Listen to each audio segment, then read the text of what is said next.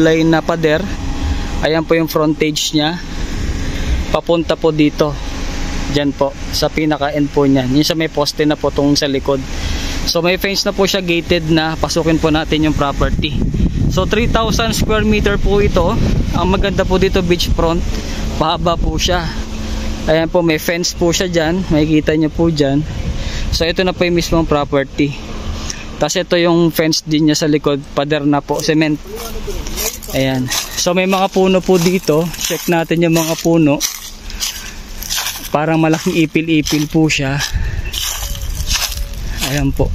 So may mga bahay na rin po siya. So sa 3,000 square meter, pwede mag-cut ng 1,000 square meter.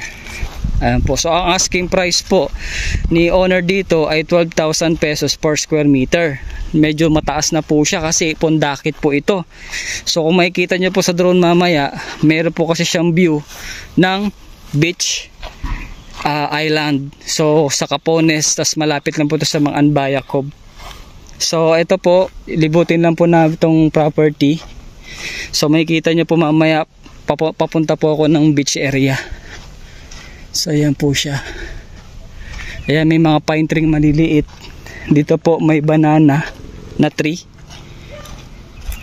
Ayan po. Ayan, napakatahimik po dito. So ayan po siya. Ayan po. So dito may mga pine tree po. So napakatahimik. So nakita ko po yung shape niya, parang square lang po siya. Ayan po, malapit na po ako sa dagat. Ayan, may parang may mga kubo po dito na pwedeng rentahan. So habang hindi pa po siya nabebenta, so right now pinagkakakitaan pa po ni owner. Ayan po. Ayan na yung dagat, makikita na po natin. So katabi po to ng mga beach resort din dito sa Pundakit. So alam naman natin ang Pundakit, tourist destination siya. Ayan na po. Makikita na natin yung dagat. Ganda ng dagat. Ayan po. So ang beachfront po niya, ito po.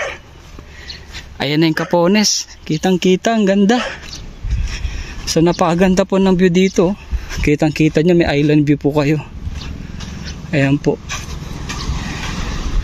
Ayan siya. So dito po tayo sa gate. Daan po tayo dito. Ayan po. So yung dagat po dito ay palalim. Palalim po siya. Pero di naman ganun kalalim. Ayan po. Kita nyo po yung Capones Island. Tapos dito po San Antonio, yan po yung mga cave. Babain po natin para mas makita nyo pa po. Ayan. Yan po yung San Antonio Mountain. Diyan po yung Nagsasa, Anawangin, Talisayin Cove. Tapos ito na po yung Capones Island. So napakaganda po ng view. Ayan po. Ang linaw rin po ng dagat. Ayan po siya. So yung property po magsisimula po dun sa fence na yon sa may kubo. Yung may fence po na bamboo. Ito po. Ayan po, ganito po kalalim yung dagat. Hanggang dyan po sa may pinaka concrete na po na yan. So ayan po ang property.